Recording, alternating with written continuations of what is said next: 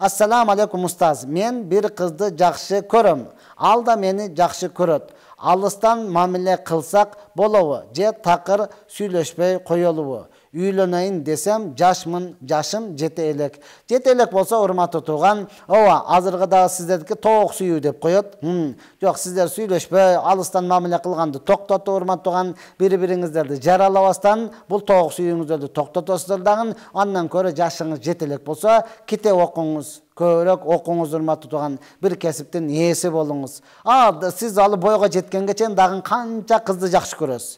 Ал кыз дагы канчасыны жакшы көрөт, урматтуу тууган. Экөөңүз тең бойго жете элек болсоңуздар, ал чынында эле эрте, урматтуу тууган. Ооба, инсандын табиятында бар нерсе, урматтуу тууган. Ошондуктан сиз не кыласыз? Андан көрө илимиз кайсыл окууда болсо айырмасы жок. Ары бир кесип ардактуу. Ошондуктан эртерээк бир кесиптин ээси болуп, андан кийин үйлөнүштөн алдын үйлөнүүнүн маселеси билип алып, андан кийин урматтуу тууган, өмүрлүк жар издесеңиз өтө сонун болот. Азырынча кое туруңуз.